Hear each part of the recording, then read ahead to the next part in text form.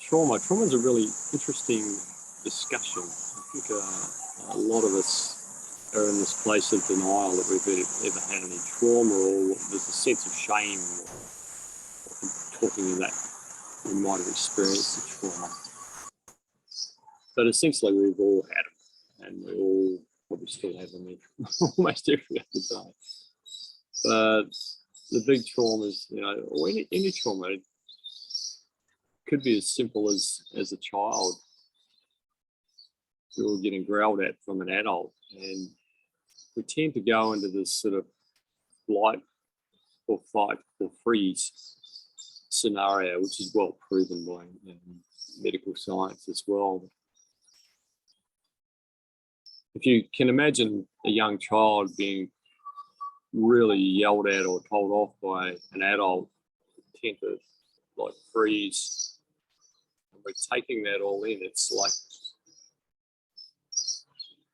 what we're feeling gets locked in our body. It's kind of like startled. Big traumas, our body naturally releases all these chemicals to try and protect us, so that what we're feeling is kind of shut down, but it's locked in our system, and it's a protective mechanism that the natural body has. So you'll often hear of people that have had really big traumas that can't remember a lot of it, or have trouble piecing it back together. And this is a natural response in the body to protect. And the nervous system can't take it all, so it kind of just locks it in place, freezes. And we carry those with us, and we'll get reminders of that similar event as we go along in our life, and we'll get triggered again, and that whole response will start. So we need to be able to release the energy of those trapped traumas and those old events. And the way to do that is through this process of rapid core healing, which is what I do with my business root cause. So it's a way to release that stuck energy and a way to express it. So it's no longer held in the body, and it is able to naturally release itself.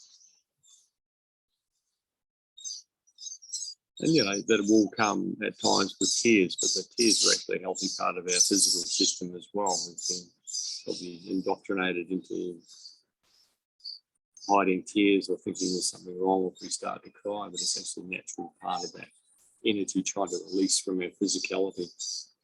That's a way of releasing it, is through that emotion bubbling up, and the emotion then often will bring those tears of whatever the energy or whatever the emotion is that's flowing through us. So that's essentially, releasing these traumas is so important to our well-being, because we hold all this stuff in, and eventually it becomes physical illness. These trapped emotions come out in physical illness, or these trapped traumas come out in physical illness. They really dictate how we respond to life and how we react in a very sort of automated way that later on may think, oh, what was it all about?